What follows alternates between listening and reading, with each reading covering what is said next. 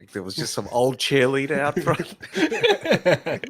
They made you dance like monkeys. Yeah, because you have to get in for our state. pleasure. in state. You do ayahuasca for that, my friend. This was all natural. That's how I know it was a firewalker. It was ayahuasca. It's a root. Cool. All right. Welcome to the Smoke and Mirrors Podcast, your destination for the best in streaming and movie news and reviews. We are your hosts, Rob, Dave, and Triz. So this week, we mourn the passing of Ted Lasso and Succession. We then continue to celebrate its wake with our thoughts on our regular anime, with an addition and a subtraction. But more importantly, we were given the opportunity to see the Boogeyman, so we can give our thoughts to you, the people. Now let's start the show. Are we living that big to hugs? Yeah, good. I was just good, man. I was just chilling, living life. You know what I mean? That cold life. How you going? It is that cold life, actually. Yeah. I just got the hoodie. It's a cold world. It can't be that cold, though. I still don't have like shoes and socks on. I got the socks. I just wanted to keep the heat internalized. You know what I mean? Yeah. I got the beanie, and that's about it for me. Yeah, but you all got the hats. You know what I mean? I was got the Will Smith Bad Boys 2 little beanie shape going on there. Jesus. I was just looking like the Safa Fred Durst over there. Take this beanie right fucking off. I was killing that beanie. I was looking good.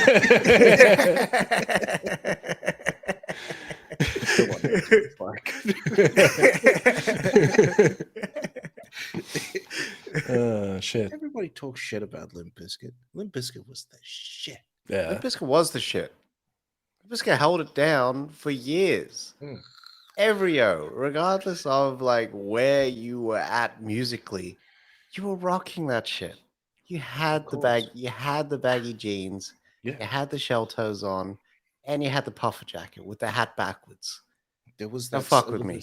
That certain type of jeans, though. Yeah, I can't remember what they were. Like Unit or something. There was some weird skate brand. yeah. And Demos did it all for the nookie. Yeah. So you can take this cookie.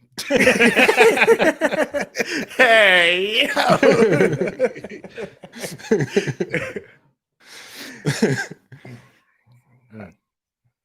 Getting it off there. So Succession is first off the rank. All of the episodes led to this shit. I've never been as frustrated in a show except for that one episode of Black Mirror with Toby Kebbell, where I wanted to just like destroy the fucking house and lay waste to everyone in my path. Yeah. Fucking hell. I mean, we've waited for so long, and this episode just throws you for a fucking loop. You're there, you're sort of like, they're at odds with each other, they're stacking up votes. What the fuck's gonna go on? And then they have this moment where it's almost like a ceasefire. Yeah, and that very brief moment of levity. Yeah, it was for me. It was the scene in Children of Men when people see the baby for the first time. Yeah, it was fucking like it was insane. But like for me, this episode, that's the duality that kind of plays out. Is that moment of peace? There's this beautiful moment where they're just children again. Yeah, they're not Logan's kids. Like you know that their mom's house was a place of retreat for them. And it's funny that it's in like South America, and it's legit like a retreat. And it just like them actually coming together against the odds to face a common enemy. Not against the odds. They're fucking billionaires. You know what I mean? Even if they lose, they're going to be richer than we'd ever like think we could be. Even if they lose, they win. Yeah. That's the game. I mean, I know that we talked about them just failing miserably, all of them. Yeah. And Logan even called this shit. I love you, but you are not serious people. Yes. And when it came down to crunch time and they could have fucking reverse Vikinged and it would have been fucking so sweet. Mm-hmm. They fuck each other over and reduce each other back to children, but the complete negative side Yeah. of it. Them being bratty, entitled little shits. Hmm. And I just, what happened in that room? At one point, I could have gone like, hey, Shiv's justified and whatnot. But at this point, you're gonna choose to fuck over like someone that you chose. Yeah. And then I was like, yeah, like I'm there with you, Kendall. Hmm. But then when Kendall was like, I didn't kill that guy. That was me. I made it up. I was like, oh, okay, yeah. I made it up. I wanted you guys to love me again. Yeah. it was a moment for us. What are It's you like doing, mate? there's spineless Ken back again. You know what I mean? Like he had laid his bullshit out, so it wasn't holding him back anymore. And there he is, yet again, showing his fucking ugly face. And he like it was so weird seeing that face. And then earlier you see him smile. And I've never seen Jeremy Strong smile that hard in the show. Yeah. Suppose he's nothing like that in real life as well. He's I can so imagine. different.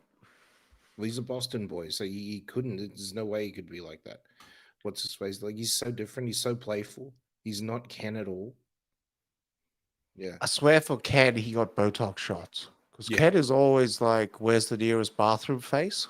Yeah. I think I shit myself. He's got that sort of face constantly. So to see them like, yep, here's the meal for a king, and them like, gotta be quiet because we don't want to wake up mom and dad sort of vibes kind of going on. Like you could tell that when they were younger, and like now when I watch the intro, that all that shit makes sense. Yeah. That when they were younger, they had access to everything. There was nothing off like limits for them.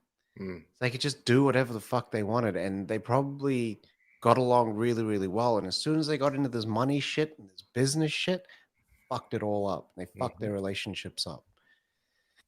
Well, you can see it, right? So you see the shots of them in the intro. Whenever it's a shot, it's always of them not at that house. Yeah, it's always at a different house. More than likely Logan's house. Yeah. Where I mean, it'd just be just sterile and bloody just cold. Yeah. Well, you kind of see Logan's style in that intro with the big elephant walking through and like, them in like a castle and big parties and smoking cigars and shit as kids. But you always see that man walking alone. Yeah. In the intro, and you always see like Shiv looking towards Logan and saying, where the fuck is he? And it's almost like this move, you didn't expect it. Like, no, they didn't pull off the reverse Viking. They fucked each other up, right? And Tom gets the fucking CEO gig.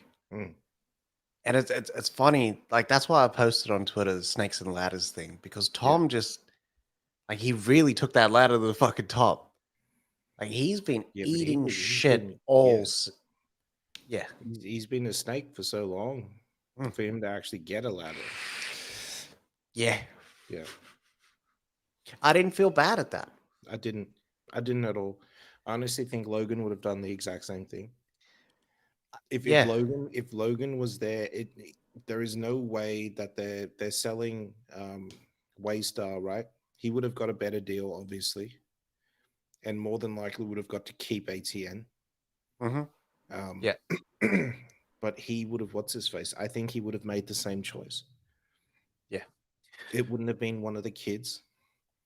It would have been someone that he knows that he can manipulate. Yeah. The shell. The shell. The puppet. Fucking hell. Well, it was funny in that one episode because Mattson does that. Mattson does, and you said that. Mattson did what Logan would do. And he told them, you don't want ATN because of this, right? Yeah. Logan would have done the exact same thing to Mattson. Yeah. You don't want ATN. You don't want that sort of stress. It's not a good look for your business. And Mattson would have eaten that shit up. can you imagine? He would have obviously pushed for Mencken, yeah, to be president, and then used the situation. Look at what we did. Look at what ATN just did with Mencken. Mm, We announced him prematurely. We don't even know. You don't want that. You don't want that stain on your business going forward. You yeah. leave that with me, and I'll take care of that. Mm-hmm. Mm. Or at least I'll put people in place that can take care of it. Yeah. Beautiful. Oz is out of place, man. Oz is out of place because I liked the episode, the writing, the twists and turns, and everything. Mm. From a personal point of view, fucking hell. Fuck, I wanted to just rip the Apple TV out and throw it out the window. I wanted to just double kick Shiv in her pregnant titties. Fucking hell. So was that written into the show just because she was pregnant? I don't know. I don't know if she was She was pregnant in pregnant real for life.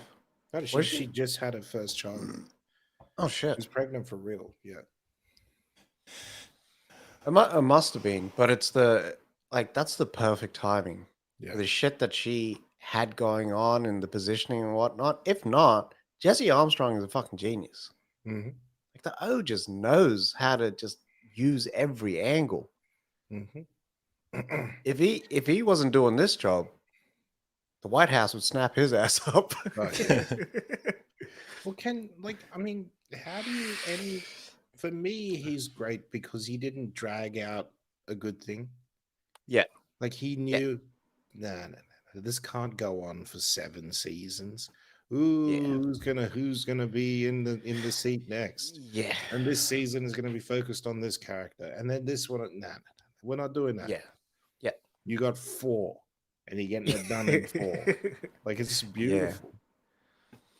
I think he even thought about last season ending it in the third. Can you imagine? I would like that because that means that Logan is still around. Yeah, it's true. Yeah, But if he would have just ended it there, like I would have been happy. Like, sorry. yeah. So, with the events at the end of this episode, Hmm. so Jesse Armstrong actually said Roman is exactly where he started at. Yep. Shiv is the only one that has a claim to that CEO role through Tom, Hmm. but she lives a bitter life, and she's turned into a mother as the broodmare, right? Yep. And She didn't want. She's been fighting since the first season to not be that. yeah, Yeah. yeah. And then Kendall, this is the central moment in his life. He will always like the man's gonna be just stuck in therapy if he even fucking goes to therapy. Probably Like won't. he's got nothing now. Like he's fucked things up with Rava and his kids, and he's like business wise, he's kryptonite. Yep. The only way that he makes it right is building something that's bigger and better than Waystar. That's right. He's got enough capital behind him to do it. Mm. Yeah. I wish Tom was a bit more spiny. When Matson was like, I don't know if she wants to, but I want to. Like, I want to fuck your wife, and I think Mm. she wants to as well. I was like, okay, like he's just gonna take that shit. Yeah, but if Tom were to have like stood up and just punched him like he tried to punch Greg, Yeah, even though he would have got rocked by Matson would have respected him more.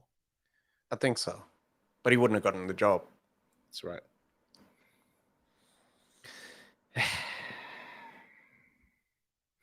I hope I'm hearing rumors of spin-offs and all that sort of stuff. I hope that we don't get spin-offs. I hope it's just this is it. Yeah, I don't need any more spin-offs. Me neither. Like, there was never another character that I was interested in. Hmm. There's never another character arc I was like, ooh, let's see how the personal assistant does. Hmm. No, like, no one gives a fuck. Hmm.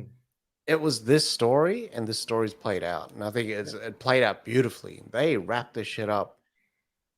Like I don't care if like there's unanswered questions about what the future holds, what Shiv's kid's gonna be like, what are they, blah blah blah blah blah. None of that shit even matters. Well, we already know they're going to be carbon copies of either Kendall or what's his face. One of them's going to end up like Logan, has to be. One of them will be like Greg, and one of them will be like one of the brothers. Like Fucking Greg. It sounds like with this season that they've just gone back to square one. So almost as in like the future just holds the exact same 4 fucking seasons over and over. Yeah. I think that's Yeah. what it was, like the cyclical nature of success. time was they saying in True Detective, time is a flat circle, and you're destined to do the exact same thing that you're doing right now somewhere down the line. Yeah. Snake session. It's like the Yeah. snake eating itself. Yes. Millennium. It's also Conan, but I always see it as Millennium.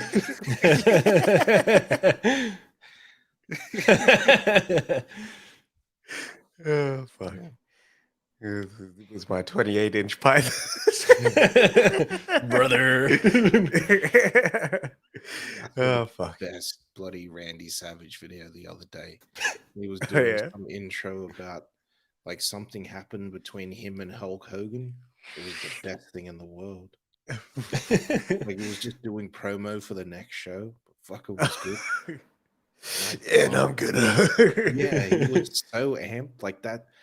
Just, like the coke was just like that. That was like 90%. Yeah. You know what I mean? Like Yeah. it wasn't cut at all. Like it was. You reckon man's had dentures later on in life from grinding his teeth so much? Yeah.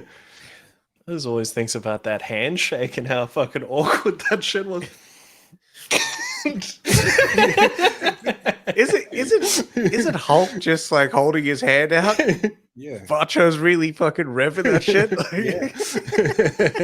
Like he's just caught in slow motion where the ice is just hitting. Brother. Rogan had Ric Flair on. Yeah. Mm. And Ric Flair was saying, like back in the day, because they travel so much, they'd always end up at like a bar or something every single night. And Yeah. every single night they get into a fight. Because people would be like, oh, it's not real and everything. And then someone would just go fucking crazy, one of the wrestlers. And that'd be it. They get kicked out of that bar. I don't see that as a normal fight though. No. I see someone flying against the jukebox, then the Yeah. fucking like, you know, that 80s fucking ramp up. Yeah, and he said like so there's one wrestler, his move was like just take people's eyes out. It's like what is going on? Like, I don't want to fight like that. Like I'll fight, but I don't want to fight like that. Yeah, that's a bit fucking like kill move, you know what I Don't mean? try to hurt me. You know what I mean? Yeah, like Don't permanent don't damage. try to maim me. Don't maim me. Oh fuck. Murray the Maimer.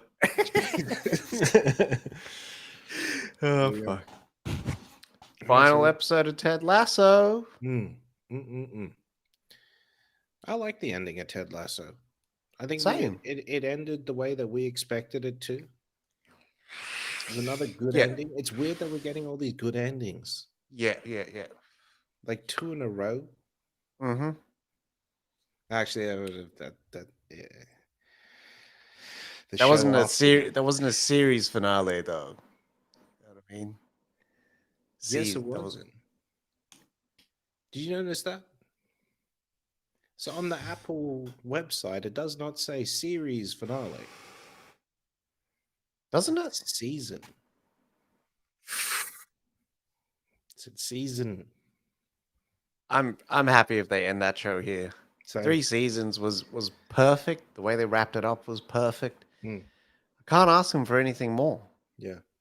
Like they fucking killed this shit, and they did it in 75 minutes. Yeah. which is quite short for a finale. Like Succession done threw that into hour and a half territory. Was it? Yeah, it Because I didn't was a feel it. 90-minute episode. Nah, because they broke it up nicely. Yeah. And that last bit was tense, and you were just like grinding your teeth through it. Oh fuck. So yeah, I mean Ted Lasso, it tackled a couple of things this last episode. I thought it was gonna be a lot more dour and sour and kind of sad. Mm. But this episode, much and weirdly, much like Guardians of the Galaxy 3, was like the celebration. Mm. They knew that we were kind of like it had to give us enough to love them, but not to feel bad that they were leaving. Mm. And everyone's character arcs, progressions, like their story threads are all just like perfectly tied up. Everyone down to fucking Colin. Yeah. You know what I mean? And all it took was like, but a like 2-second little kiss there. Yeah. But it was enough. You know what was crazy though? Did you Right. see what Apple did?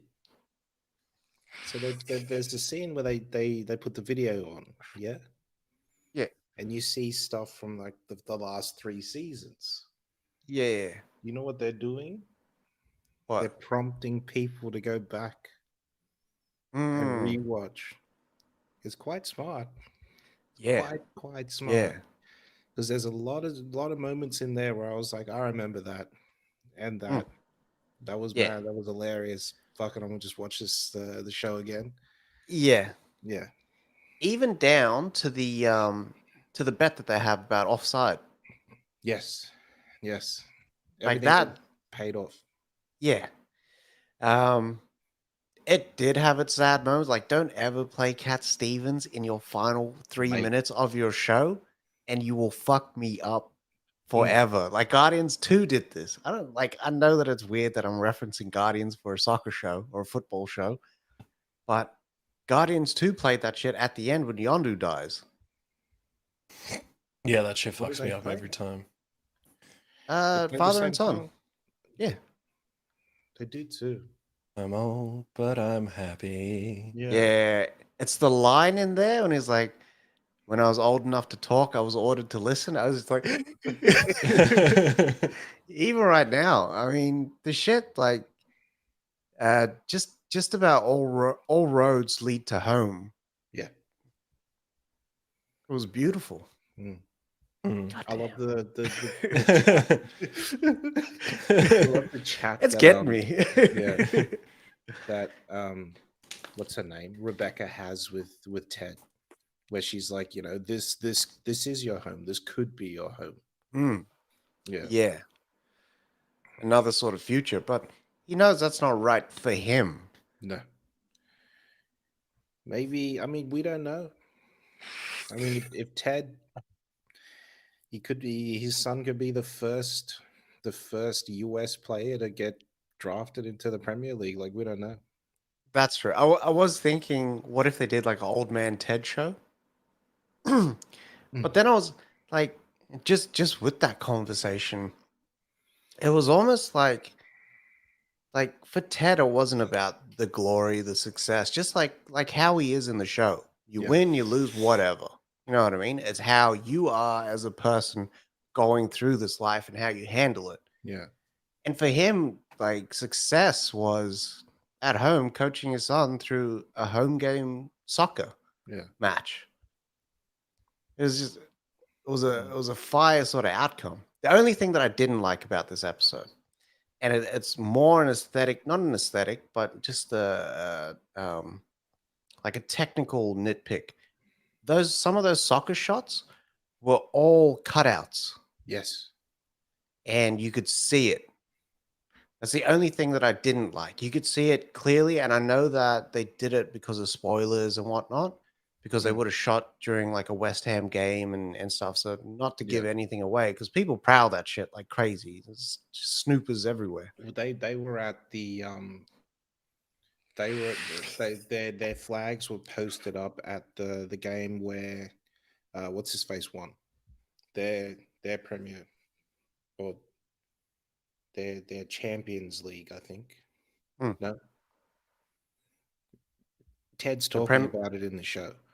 the Premier League No, no, no. that The they Premier play. League is the top. Yeah, The Premier League is where they're at now. Then they yeah. go to the Champions They go League. to Champions League. Yeah, Yeah, but they got demoted from the Premier League to the Champion League. Is to what the he that's championship. championship. Yeah, that's Yeah, what he was yeah. talking about. I think Ryan Reynolds' team, West Wrexham, won the championship. Yep. So I think they go up now I think to the so. So Premier. Wrexham are lower than Oh wow. yeah, they're low. They're lower than Richmond. So I think they're two lower than champions. I think so. Okay. They've just gone up. So I think now they got to get to champions, Hmm. and then they can go to. Sorry, then Hmm. they got to get to championship, and then they can go to Premier. And then they play in the Champions League. Yes. Yeah. I know. It confuses the fuck out of me. These people I invented the still. language. Yeah. Jesus. They're saying as champions, they'll be promoted to the English Football League, League Two, to be specific. Okay. Jeez. This is why I get confused when Paramount Plus has like 8 games of soccer in the one time. Like, don't they play just the one fucking league? You know what I mean? But because it's like all different, like promo, like branding and shit like that. Yeah. Mm, Looks a bit weird. yeah. It's the same with esports as well. They'll have a challenger league and then a pro league, and then you'll have your world league, things like that. Fucking hell. There's just a lot of football, Yeah. which I'm Yeah, not there mad is. at. Like ever Nah. since the World Cup, like I've been like, yeah, I could probably watch this sport. UFC is currently the only sport I watch. I don't watch any sport. Hmm. To be honest, like the closest I get is rugby. Like when that World Cup's on, like that's It's a Rugby World Cup this year, the same year as the uh Olympics. Yeah. I think it's Olympics, football World Cup, and then rugby World Cup. Something like that. We had the World Cup last year, the Soccer World Cup, Football World Cup Yeah, it's this year, September this year. 8th. Yeah. Oh shit, where is it? Fuck. The last one was in Japan, wasn't it? Yeah. Sorry, That's a I'm good one too. just looking now. We France. won. Oh shit. Yeah, they take place at the Stade de France, north of Paris. Wee. I don't know how that's gonna go with all the fucking riots and whatnot they got going on there. Come to Australia, boys. Something for the people. But yeah, I love the ending for Lasso. Yeah, just Yeah, this can't wait to watch all them hits again. it is a really rewatchable show. It is. And watching this last episode, you can see why they diverted a lot of their attention to other players Mhm. within this season. You know what I mean? There's a lot of like we said it every week.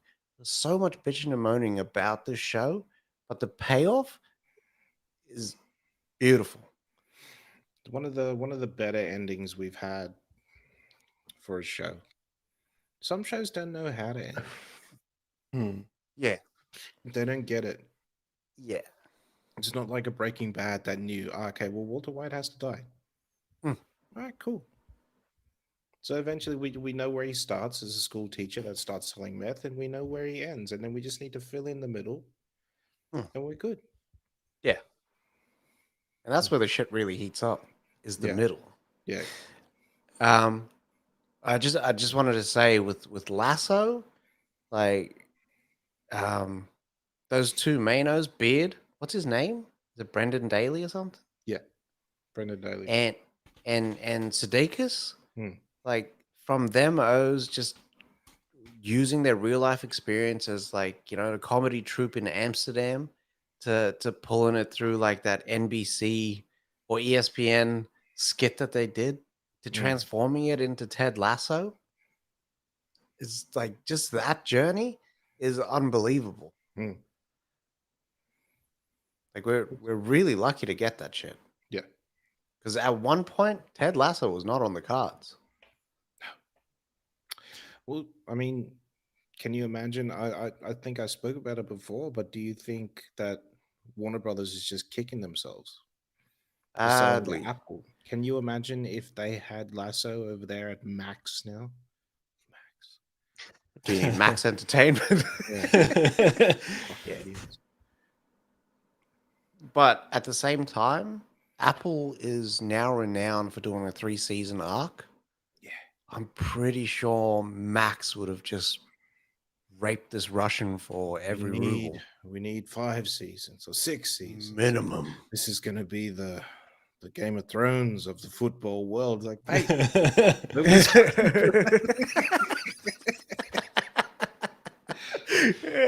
down. This is Aslav. Stop standing on the desks. It's not fucking Discovery over here. Get this man another juice box. I know. Fucking hell. And uncompress his puffer vest. Always in that puffer vest. It's the puffer vest and combat boots combo that is fucking dangerous because he wears that shit in the corporate offices. Jesus. I can see him. I swear, at that speech at bloody in Boston the other day, I swear he had it on underneath. Underneath the suit. Blanket.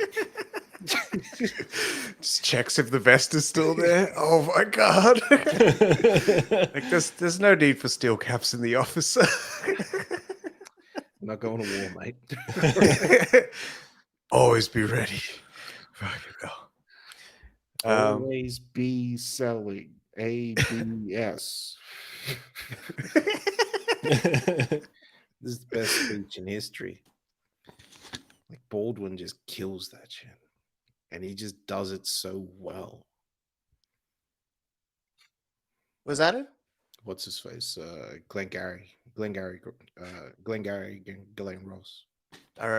Not that I refuse to watch that movie. I always put that movie on the back burner because of Zach and Billy. Yeah. Because I always think it's something else. It was a play before. Yeah. And then Sidney Lumet was like, all right, I can make this movie. And he did it. And he killed it. And everyone is just unbelievable in there. Like, I gotta check that shit out. I think what's his face nearly won an Oscar. Spacey? Jack Lemmon. Oh. Yeah. That's where Fucking what's his face won the Oscar or won the Golden Globe. It was that year of Green Mile. Remember? And what's his face was like, I can't in my right mind take this award when Mr. Jack Lemmon is here and should have won the award. Is that Ving Rhames? Ving Rhames giving it up. Yeah. Giving it up for It's for Jack Lemmon. yeah, but the movie that he was in. Rosewood? Might have been. Yeah. Couldn't hang if you were Ving Rhames and Rosewood. Yeah. Yeah. Thank you, Black Milk. I don't know how I'd feel. About what? Going up there and getting the Oscar. You know what I mean? Like if someone was like, nah, I don't want the Oscar for me because I think someone else deserved it. Because Jack Lemmon, when he walks up there, he's like, you know what I mean? Did I win? Or... Anyways. Well, Jack Lemmon would be like them O's. You know, when the La La Land guys. Fuck it hell. That was the best. Ugh. Stop. Moonlight won. They had like 67 people up on that stage. Yeah. Poor bastards. That was the biggest cock up ever. Mm. Fuck it hell. All right. Yellowjackets, huh? Yeah. Final episode. Intrigued? No, not at all. This was a shithole season. Fucking oath. Like, that first season showed so much promise. Like, the opening of that season was just amazing. You know what I Yeah. mean? It was like, okay, well, when do we get there? Because Yeah. obviously that's Yeah. not the end. They're obviously Yeah. still out there. Okay, cool. Yeah. Maybe after the season they'll get there. They're not there. They just retarded the whole season. They just retreaded shit that they didn't need to retread. I don't give a fuck about that mothers group that they was trying to put together. Who gives a shit? Get me to the cannibalism and show me how that little society worked. Exactly. That's where the meat is. No Mm. pun intended. That's where I wanted to kind of stay because that was the dark side that should have been exposed in this. It wasn't about like the whole show shouldn't just be about let me get some closure on all this shit. Like Yeah. kick that sensitive shit the fuck out. This was supposed to be like a horror thriller show, Yeah. and that was maintained in the first season. Mm. Whereas this felt like it was written during the WGA strike Oh by, God. by like directors that didn't know what the fuck they was doing. If they had written this show during the strike? Oh, That's what it felt like. It had preempted the strike writing by a year. I don't know. No one was compelling. No. Like I didn't want to see Shauna like, Jackie, are you still there? Yeah. No one get the scariest shit was the baby bit. That was that where she has Yeah. the Yeah. baby Yeah. and then she has that dream that they're eating the Mm. baby. I was like, I needed to probably go into that dark territory. I don't want to see that sort of shit, but I needed to go into that sort of territory because that's when they were their most sort of helpless, Yeah. desperate, and fucking just like you seen glimpses of it in the season. Yeah. But all of that could have been compressed into 3 episodes. Mm-hmm. Then give me like the actual story. Know what I mean? They even fucked up the cadence and the bookends for this sort of show. Yeah. The show, you go. Watching True Detective, right? Mm, They give you like 3 or 4 episodes of them in the past. Yeah. Doing their thing, pushing the story forward, and then it's mostly them in the future then, right? yeah. That's what they should have done. Yeah, that's The right. future story this year was fucking shit. Mm, It was yeah. terrible. Yeah. It was like, okay, we got all this stuff done for the past, and you guys just make up something in the middle there. Like, what are we Yeah. doing? They were clueless. It was almost like, okay, well, we know that we're a hit now. Mm. So let's drag it out just to keep the viewers on board.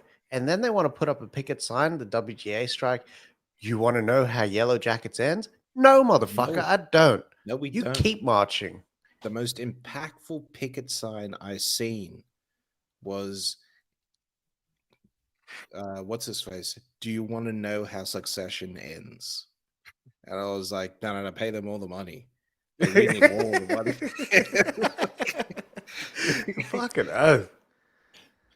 That show was more intriguing, riveting, and fucking like edge of your seat, nail biting shit than Yellowjackets is. And it's like in the office, in the city, in the safety of their homes. Sometimes a whole episode shot completely in the one location. Yeah. One location. Yeah. And they made it interesting the whole time. Like they did the complete opposite of what we just praised Succession for. Yeah. Like knowing how many episodes and how many seasons this show actually needs. They have not figured this out on Yellowjackets. It's almost like Paramount is just like throwing money at them. That's what it feels like.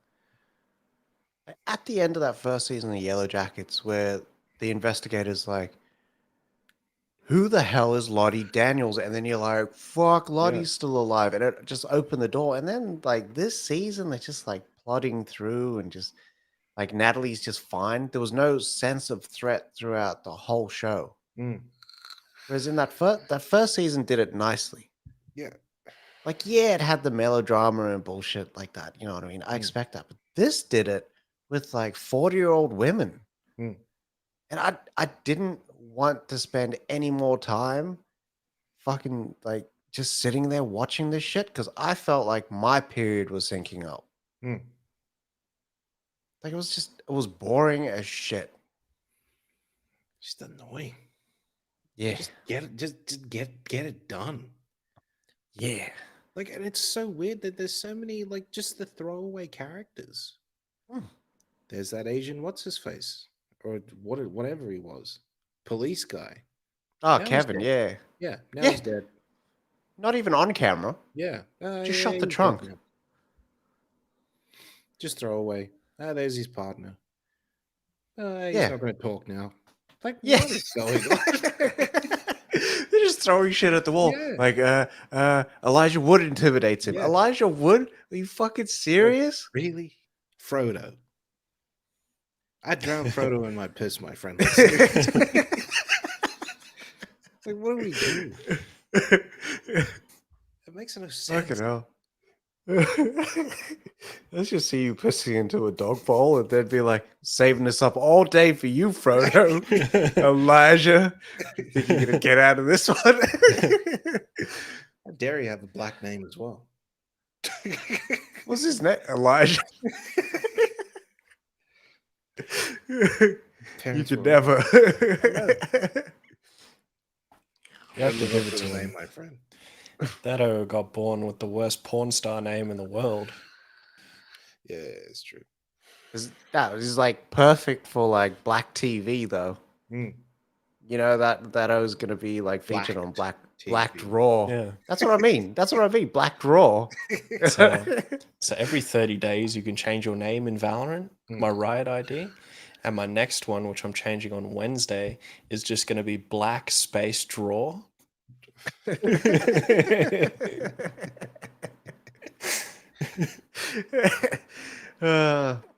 Even so, this final episode, it all kind of led to this big changeover that Lottie maybe wasn't the leader in all this, that it was actually Natalie. Yeah. And at certain points in the show, they kind of they have the antlers on the wall in the cabin, and then like there's different people that stand in that space between the antlers, and you're like, ooh, the power moves and shit like that, and then that transitions into like present day. But Natalie's sacrifice at the end of this meant nothing. Zero. They wasted a good ass actress, Julia Lewis, Mm.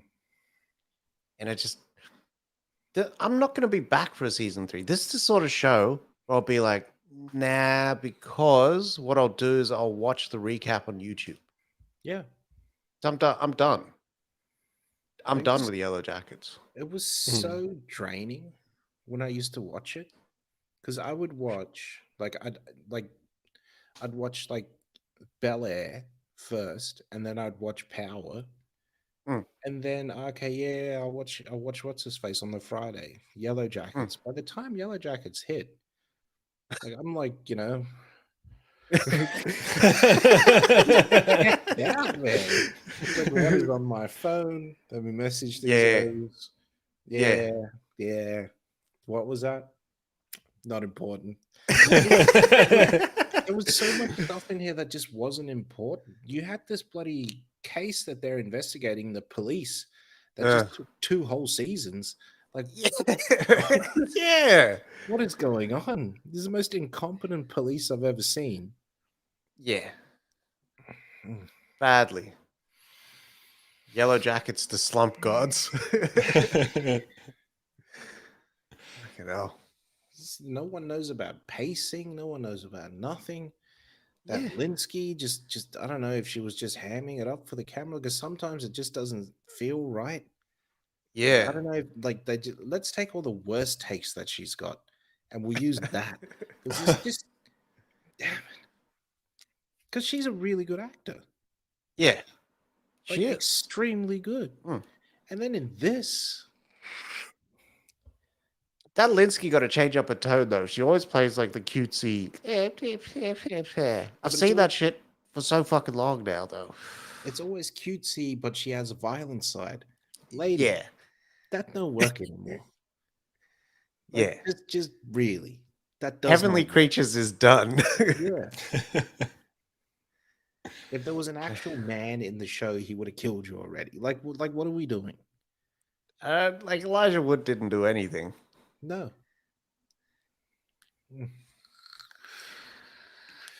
God.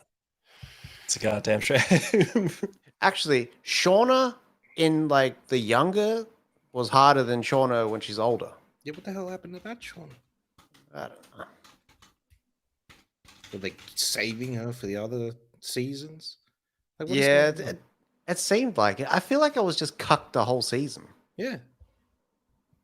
Like season 1 is watching while season 2 just like does its business. You know what I mean? And I'm like, Sounds like they just didn't think they'd get greenlit a second season. And they no, were just scrambling. They knew though. That's the thing. That's why it's so shitty. And like the edging in between season 1 and season 2, like they were like so many what the fuck moments happening here. Like what the fuck, as in like what the fuck are we doing? No, it was what the fuck am I watching? Is what Yeah. What the fuck is going on here? This is a writer's room, right? For God's sake. That's all I can say about Yellowjackets right now. Disappointing. Alrighty. So moving into the anime corner just quickly, Hell's Paradise got delayed. So episode 9 was meant to come out on Sunday, but there's rumors that because Mappa TV does the animation for Jujutsu Kaisen, as well as Attack on Titan, as well as Hell's Paradise, and heaps of other shows, and a lot of these shows are coming out in July as well. So Booked and busy. yeah, so they might have been short on animators, and they just had to delay it for a week to get it done. But Fuck. But I did watch another show in the meantime, but I'll start with Demon Slayer. This episode was pretty good. So it was titled The Mu in Muichiro. So the Mist Husherer, that's his name. Oh yeah. And this episode was very much just about like, I guess reconciling your past and living with that and accepting it.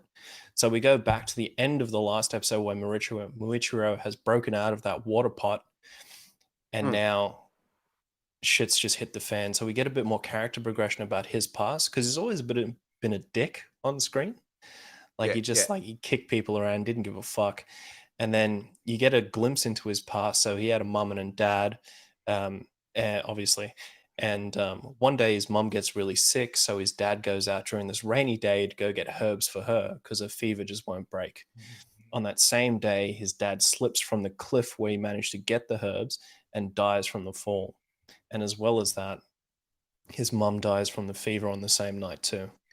And that's when you find out that Muichiro had a twin, identical twin named Yuichiro. And whereas Muichiro was very nice, very caring, very kind, Yuichiro was almost like the doppelganger, the evil twin type vibes when you came to him. So he was just a dick all the time, very direct, but he was also just very scathing and just blunt. Fucking, he would say to his brother, like, the Mu in Muichiro means useless, the Mu in Muichiro means you mean nothing, shit like that. And so he's sort of like built up this inferiority complex where he just feels like he can't do anything. So there's one night they're sleeping in bed and fucking this demon breaks through. And how old are they? So they would have been like 12, 13. Yeah, that's normal. Separate beds. But it was a very small shack on the top of a mountain. Yeah, that's him. So I'm trying to see what that name means. But it's sorry, where was I? So it was a like, very small shack on the top of the mountain. Yeah. Sleeping in beds. And ever since their parents passed, the wife of the head of the demon corps has been visiting them just to try and recruit them to bring them into the demon corps. And every time Yuichiro would send her away, he'd like cuss her out, he'd throw water at her, things like that, and she'd leave. And then essentially what happens is that one night they're sleeping and this demon comes through. And it's just them. They're defenseless. They're little kids. They don't know what the fuck they want to do. And so Yuichiro rushes this guy and he just gets his whole fucking arm chopped off. And so he's bleeding out. And then Muichiro just like, it's like a light just fucking switches off and it just goes black. And he was like, it's the first time I ever saw red. And when he comes to again, this demon's like got like tree trunks pushed through him. His head is crushed by a rock, and he's just standing there with a fucking pickaxe. Damn. That's the And- shit I like. And all the adrenaline runs, and he just collapses.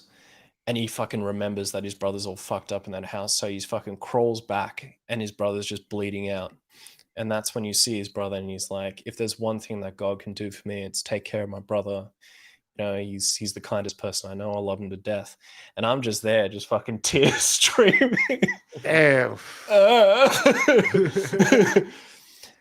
And I was like, why are they giving us this character progression? Obviously because it's a standard anime. And then it like goes through, and they're like, he had amnesia. He had blocked away, he repressed all those memories, so he didn't know his past. And in Shit. that moment, he fucking remembers everything. And then his brother finally says, the Mu in Muichiro means infinite. Oh.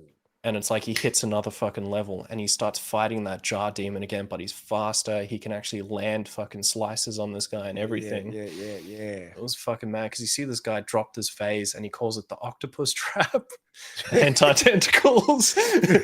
And you see Pussy them all- trap.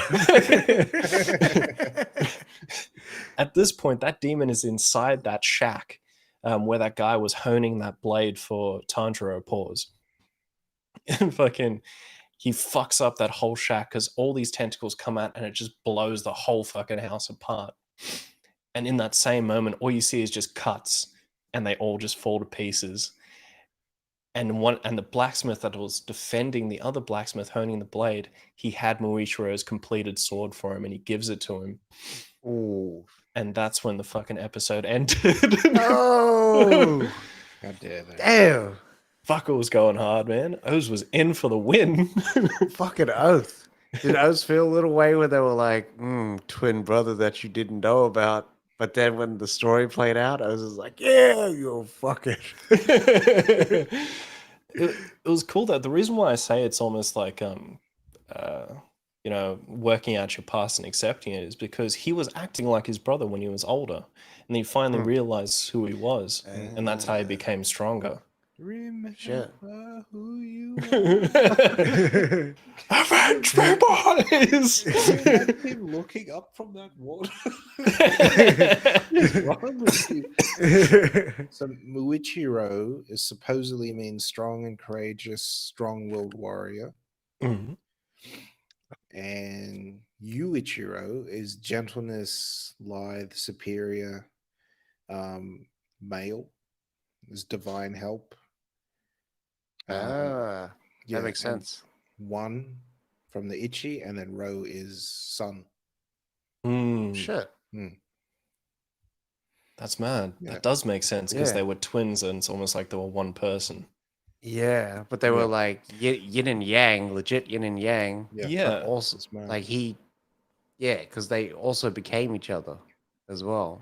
To find So- him, I must become him.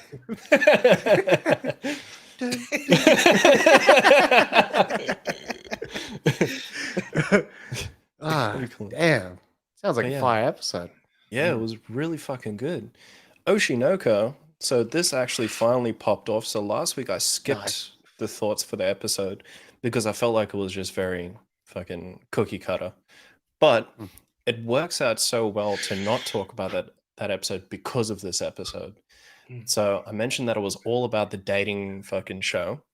And one of the ladies was very timid. No one really liked her. The ratings were always low for her. And this really delves into like that toxic fandom type of environment. And she's like, they're like, she speaks to the director about her, like how she approaches the show. And he's like, well, maybe if you try steal one of the other girls, like, you know, partners, maybe it'll like raise your ratings. So she tries it and it just doesn't work. So everything she's doing is just not working. And she gets to that point where she's reading all the comments and everyone is just fucking shitting on her. And she snaps it. She's at home. She's not eating. She's not sleeping. She's just reading these comments. And then she's like, oh, I haven't eaten in like 2 days. And so she tries to make her way out to this convenience store, dead of night, fucking hailing. And then she has the thought, she's like, you know what? It'll be so much easier if I just kill myself. Jesus. And so she gets onto one of, those bridges over the highway, Yeah. and Yeah. she jumps on the railing, and she goes to go take a step off and starts falling. At that point, Aqua fucking grabs her by the waist and pulls her back over the bridge, so she isn't able to fucking kill herself, and she freaks out. And so you find out that everyone was really worried about her. They have a group chat for the dating show, and when she said she was going out to get food, Aqua and all her friends just found out the route that she would take to that convenience store, and then rescued her from actually getting hit by all the fucking cars. When she freaked out, did you do the ah? Yeah, because he grabs her, and like she realizes that she's just still alive, and she's like, "Let go of me!" And she starts screaming and kicking. Police officer comes up, and they get taken to the local fucking police station. I was only asking because the freak out in anime is also like the orgasm in anime. Yeah, and that O saving her would have been like. I bet you they just like grab all those clips and snippets and shit.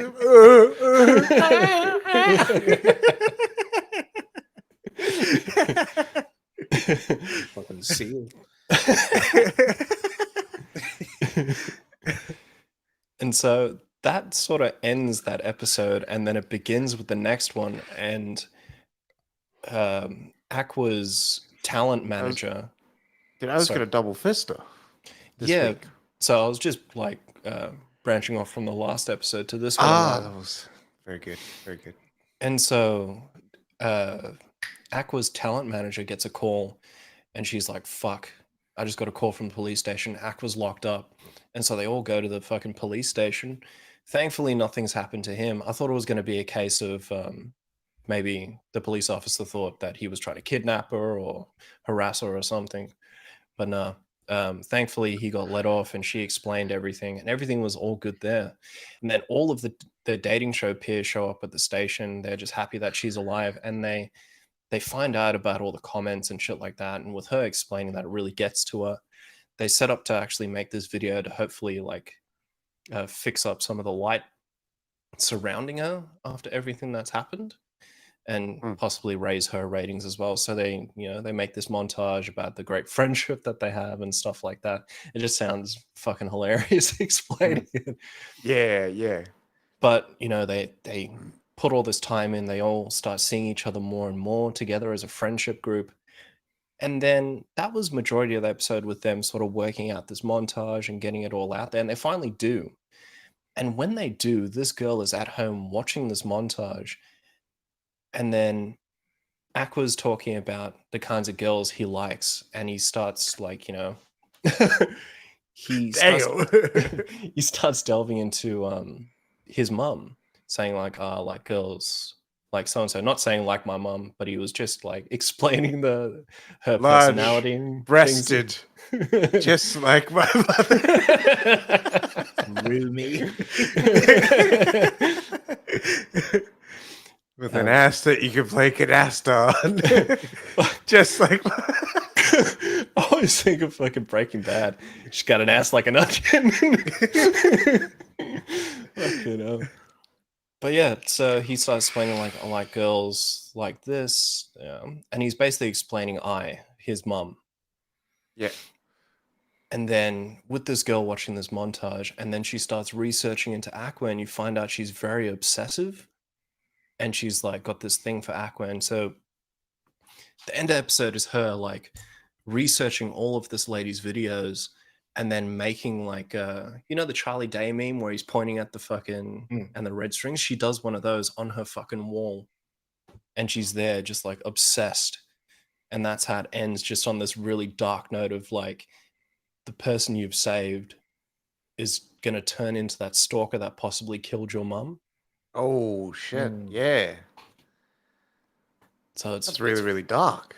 Yeah, like there's moments in the show where it just goes fucking pitch black. And it's crazy. But you wouldn't think it with the animation style. Yeah, that this show has. Like it looks like really like Sailor Moon, like cutesy. Yeah, you know what I mean? 100%. But yeah, it got super dark, and that's how this episode ends. Jeez. Hopefully it Yeah. heats up, because I know that you were like sort of going, yeah, it's like, there's not that much movement kind of going on. But I Yeah. guess like they're putting in the foundation now, so that like they just turn that fucking dial. And it's like,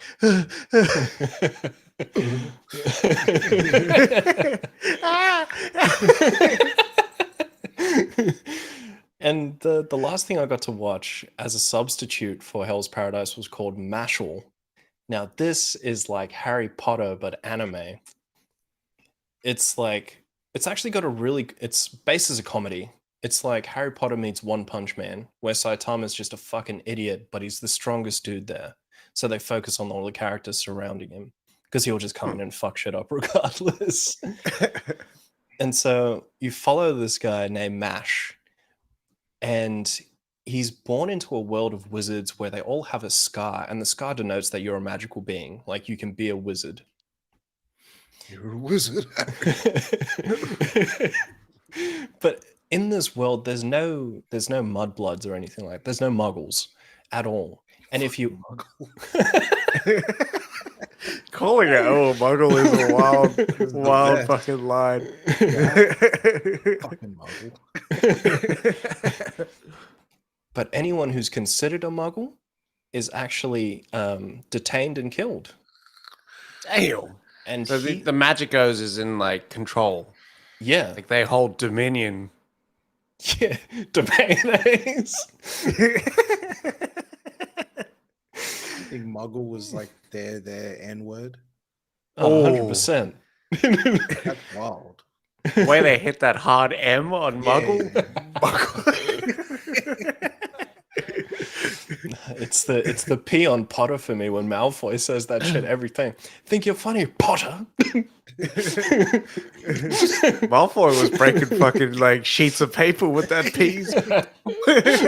Bunch of swallows was all over the place. But yeah, so Mash is one of those muggles.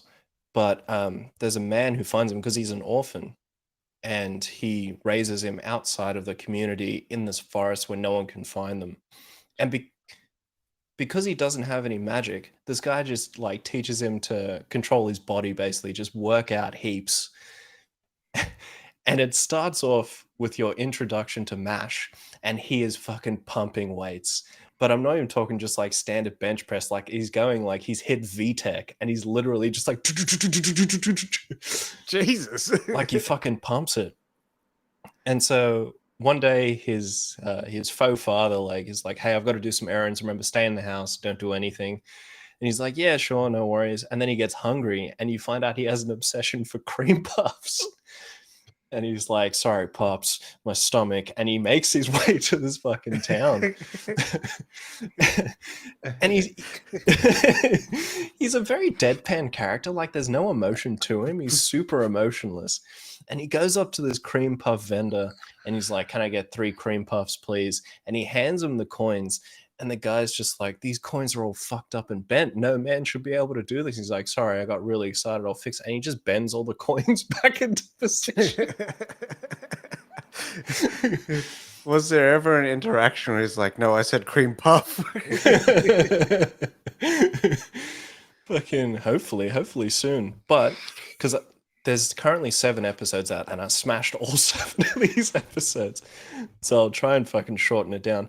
But so the police show up and they're like, hey, what are you doing here? You know, you don't have a scar, nothing. You should be detained. And then he accidentally like fucking puts the cream from the cream puff on this police officer. And he's like, this is my only shirt. And he's like, I'm so sorry, I'll get it washed for you. He literally cobras this guy and rips the whole top off of his uniform off. And he's wearing the jacket and everything. So his titties is just out. Up and down. And so word is out now. They know where this guy lives, and they show up to his house in the forest. And they go to fuck up his father just because of like, you know, he was housing this muggle for this long. And then he snaps it, and you find out how strong this guy is. He's so strong that he can like backhand magic away and shit like this. And he just physically fucks dudes up. Damn. But it gets to the point where the dude that he was fighting was like, I'm going to enroll you in the Hogwarts equivalent. It's called Eastern Academy, but it's exactly like Hogwarts. And he goes there and he's like, yeah, deal, I'll do it. And he got to go through all these tests to get in. Like there's one where you got to levitate this ball, right? And he's literally just punched his thumb through the middle and then just lifted it. Like it's comedic shit. Like there's so much levity in this show. But some of the fights that I've seen are fucking cool. So they, like I mentioned, like they don't focus on Mash, they focus on the characters around him. And so one of the people, Lance Crown. So the Crown family is notorious for gravity magic. And he's just a fucking machine. And that's when you find out that people have one scar and, you know, that's fine. But you can have two scars and then it means that you're a more powerful magician. And so that's how they sort of denote the families and what they can do and shit like that. So in the 7 episodes, Mash goes through all these trials of just like, he tries to make a potion and it turns into a cream puff when he's making it and shit like that. He's come up across all of these people during these like last few episodes where it's like this person is like super powerful for like a first year, watch out for him, and Mash will just fuck him up. Like this guy was like, you got to take 10 hits from me and then you get a gold coin, which is their points equivalent to fucking Harry Potter as well. 10 points to Gryffindor. And Mash is like, yeah, no worries, takes the 10 hits, doesn't fucking do anything to him. And then he's like, no, you got to take 10 hits from me. And he hits this guy literally once and just shatters everything. But yeah, this whole show, it's almost like standalone episodes for each one, just about Mash just like being a fucking idiot, but just excelling every time. That's bad. Yeah. How often do you get these sort of toned animes? I think you Like, get is it pretty common? And I just haven't dug into that level. I think the theme is very common, just in regards to how like there's a lot of levity in anime. Even in the more serious anime, you still have that sort of comedic approach to it as well. Yeah. But to this extent, the last time I saw something like this was One Punch Man. And One Punch Man, this is almost a carbon copy of that. Okay. Because it sounds like My Hero Academia as well. You know, they go away to the school to get superpowers and then like My Hero is fucking unbelievably good. That's actually a lot more serious than this. My Hero, with those class battles, it's fucking awesome. Very good. Don't fuckle with Shuckle. All right. Hospital looking at MASH for months. All right. So we were invited by 20th Century Studios to see The Boogeyman. Boogeyman stars Chris Messina, Sophie Thatcher, Vivian Lara Blair, and David Dastmalchian, as well as like a whole bunch of other people. This is it's legit like the curse movies that we've seen that have come out. It's like Drag Me to Hell, Smile, the box, I think it was the one with the Divot boxes. One of the Jeffrey Dean Morgan. Yeah, the gift or the box, something like that. Yeah. It's sort of like that, where someone gets infected with this curse, and then they've got to like get rid of it. Overall, it was actually quite solid. Yeah, I liked the film. You could tell the PG-13 rating actually weighs on the movie because they can't go to certain places and do certain things. A lot of the, I think, what would have been the peak of a scare has been kind of taken out by, like not showing it. Yeah. Do you guys think that what's it called, Megan Regan, had an effect on the film?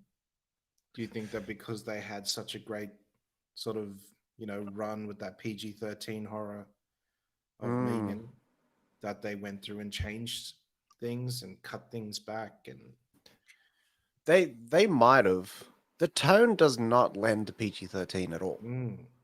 The tone is really R-rated. It's an So adult, it's adult theme. yeah, and like you're dealing with grief. This is a grief-stricken family, and you're dealing like the movie opens with a child death, right? Jesus. So Stephen King got to get that in like his bag and whatnot. Does it in the fucking the body. Does it in it. Does it in it? Yeah. So yeah, I mean, all the players are solid.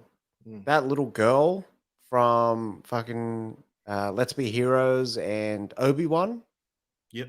as young Leia, she does really, really well. Sophie Thatcher from Yellowjackets, great. David Dastmalchian is in here for like maybe 3-4 minutes max. Again? Yeah. Are you just signed on for these 3 or 4 minute movies? Or Yeah, that's kind of, you kind of see him in everything. A little bit of everything, like, you know, he gets hit in the back of the neck or like just like poisoned or something like that. It's always the most disgusting thing. Yeah, it would have been a great Riddler, by the way. Fucking oath. Fuck yeah. Yeah, and I would believe him over Paul Dano. 100%. And it's funny because you look at the two and they could have been brothers in another life. Yeah. Paul Dano do got a bit of a Dastmalchian about him. Or the other way around. There's not enough Chris Messina in this movie. That's my big takeaway. Not enough. I think overall, Smile did it better. And where Smile kind of exceeds the Boogeyman is in the lore side of it. So they kind of ramped this up, and they play the first and second act really, really well. It's that third act where they're trying to figure out how do you actually, like, you know, defeat this evil being that one lady's like, it seems like it's been around forever. But then it's like it legit turns into Home Alone at the end where they setting up like traps and shit like that. It's almost like, because it's like the Boogeyman where it's in the dark only.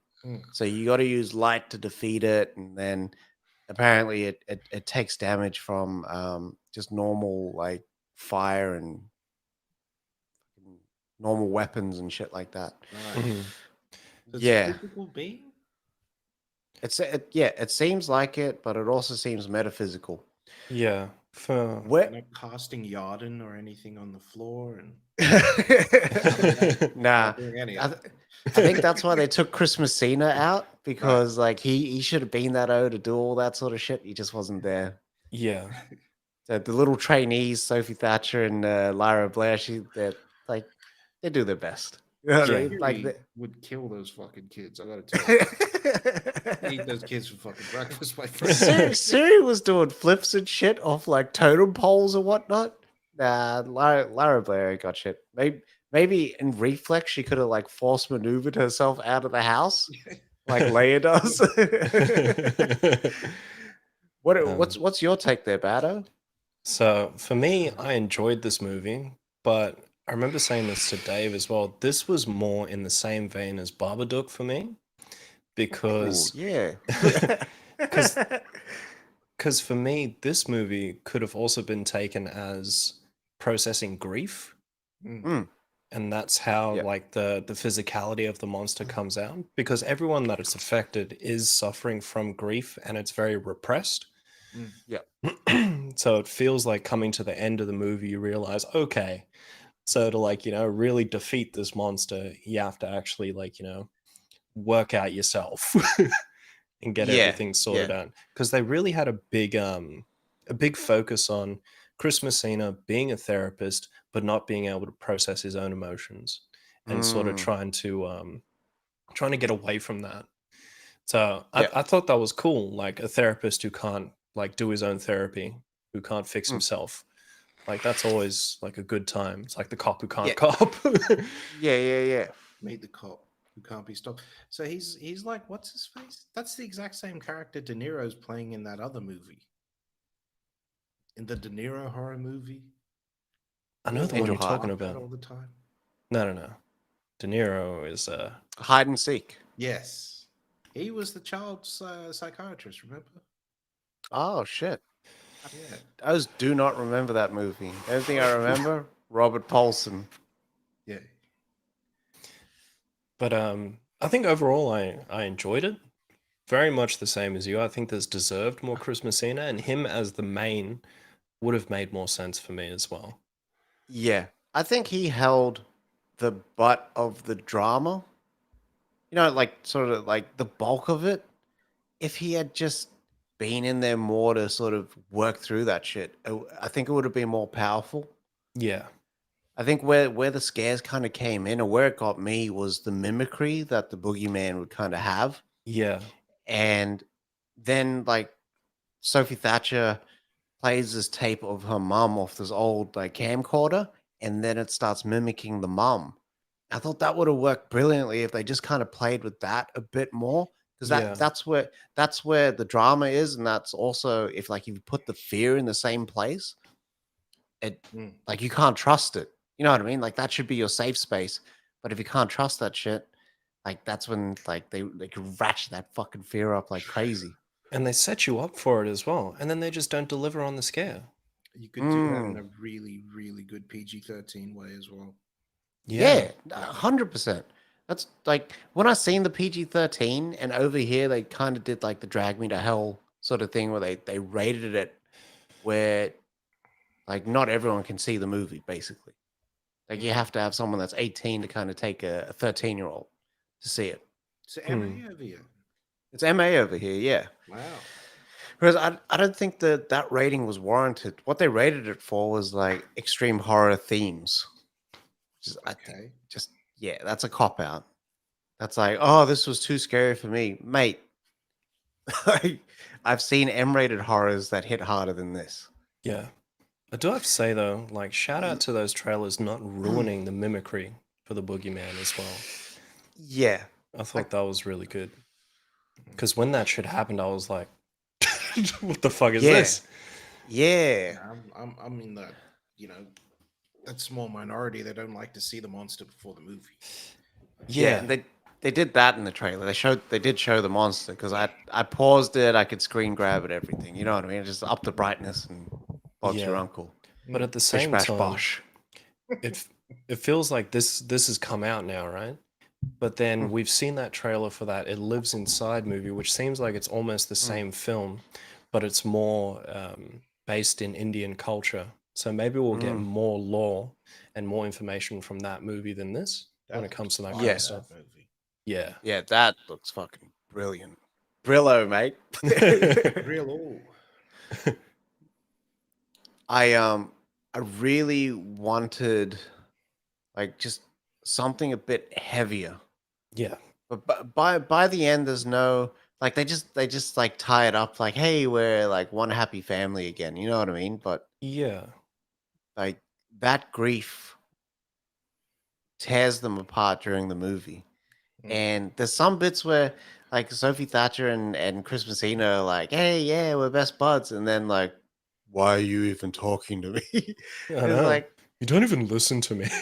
yeah, it's like stay consistent with that relationship because that's what you're gonna draw on through the movie. And yeah, I think if that was if that was stronger, I think it would have paid off better in the end. But also, he's a good dad in the movie. Yeah. He wasn't a deadbeat sort of like, I'm into my work at the moment. Like he wasn't that guy. Kendall. Yeah. Yeah. He was there. Like his business was at home. He does one stupid fucking thing. Like he sees a customer off and he closes the door and you see like a figure lurking ominously outside the door. His office is obviously inside the house, right?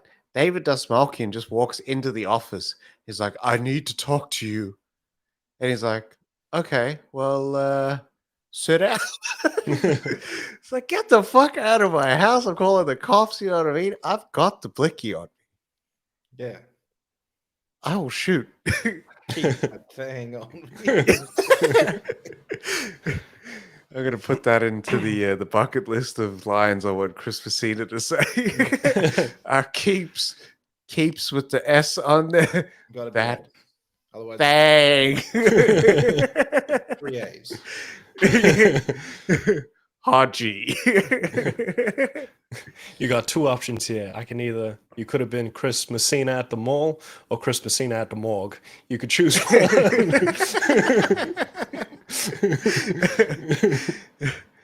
Christmas Overall, at home. Christmas. overall, solid movie. I don't think there's going to be a lot of like if you loved like the Insidious movies and stuff like if you're in that vein where you're like I love the Conjuring movies. Even the third kind of gets some play, but not a lot. But you know what? Like I'm a completionist. I watch that in Blade Trinity. Like if you're that go check this out. Yeah, I don't think that during the movie some of the inadequacies or shortcomings of the film were evident and were just like outright like, yeah, you fucking inconsistent prick. It more came on reflection. During the movie, I had a fucking good time. The sound design in this A1. They do stuff that with the bass build up and because it's a horror movie, they want to jump scare the shit out of you, but they do stuff with the bass build up that isn't the same. The frequencies that they use and the patterns are just different. I want you to hit that brown noise. Yeah. I think they was aiming for that. But the way they utilize like the ceiling effects and stuff, like it wasn't an active Atmos mix, but the atmospherics were beautiful. Yeah. So if you're that I personally had a great time because there was a bloke, right, that came in wearing a jacket and then midway through the movie walked down the stairs in the jacket still to go to the bathroom and came back 5 minutes later. That fucking jacket was in his hand.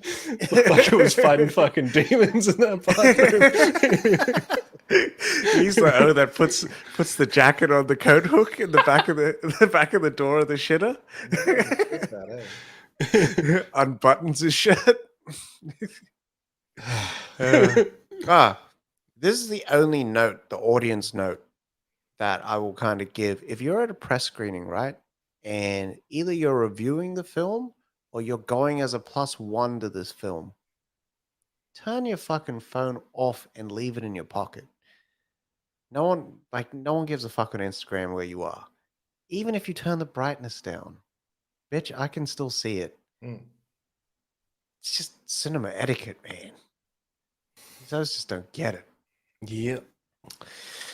But yeah, overall, go see the Boogeyman. It's worth the 90 minutes. It's brief as fuck, but it's really tightly wound and worth checking out. I must see. Yeah, it'll be on Disney Plus in the next 2 months for sure. Oh yeah, it's 20th century. Yeah, drop that shit. Yeah. Might play better at home actually. True. They released all those Indiana Joneses, and it's got its own Seen that. collection on Disney. Seen that. See, it's only got 5.1. That's it. Like it's dirty that Paramount's like, yeah, have the movie. Is it 4K? Yeah, it's in Dolby Vision. They're like, where's that Dolby Atmos soundtrack? Whoa, You got to pay extra for that. You are not cannibalizing our disc sales. Badly. That's what Disney does to everyone else. That's how it's got to be. I love being every petty. single movie. I'm sorry. If they want to grow a bloody, if they want people to grow their libraries, you want the best sound, you want the best picture, you come over here, my friends. Yeah, that's right. Physical media, and don't do the Disney shit because that shortchanging O's just for IMAX. Yeah. Fuck you. You know what I mean? The pull should be the convenience. The convenience of having it on. I got fucking days talking about this shit. Even just subtitles would be great. Thank you, Binge. Binge is still like navigating those treacherous waters on HD. That fine fucking line.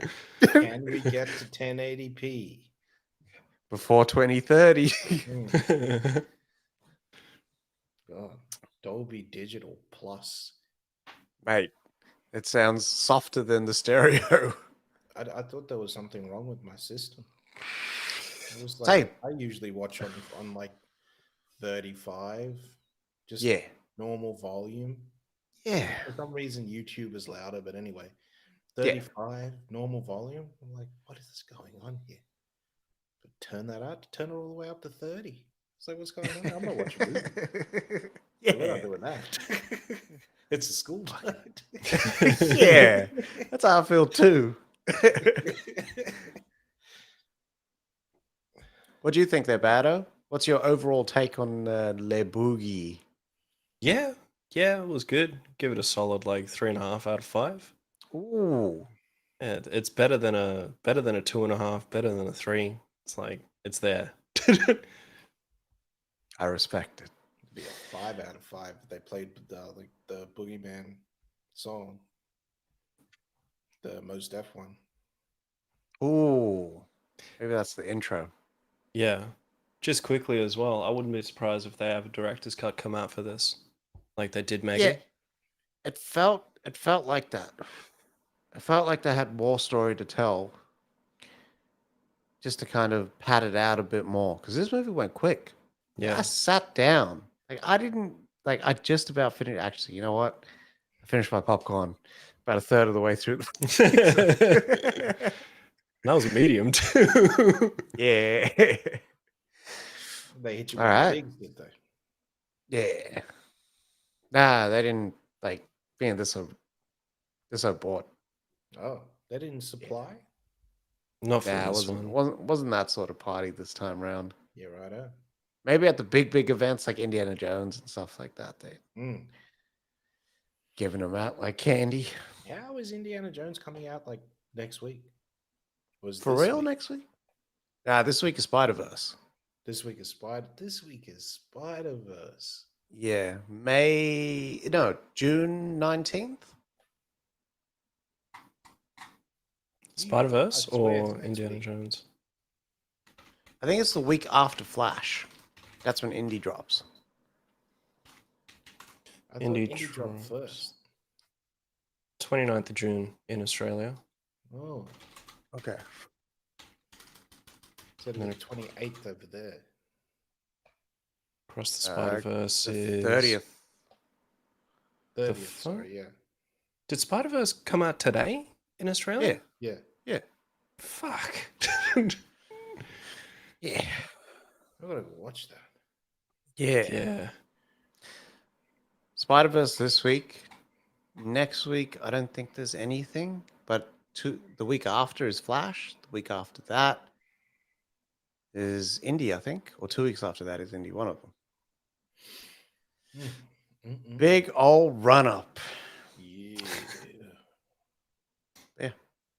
That is a wrap on all the reviews that we have for you this week. Come on back on Sunday. Check us out for all the news of the week. Check us out on all social media, Instagram, Facebook, Twitter, TikTok, round the clock, even. No, we do not. And yeah, love yourself.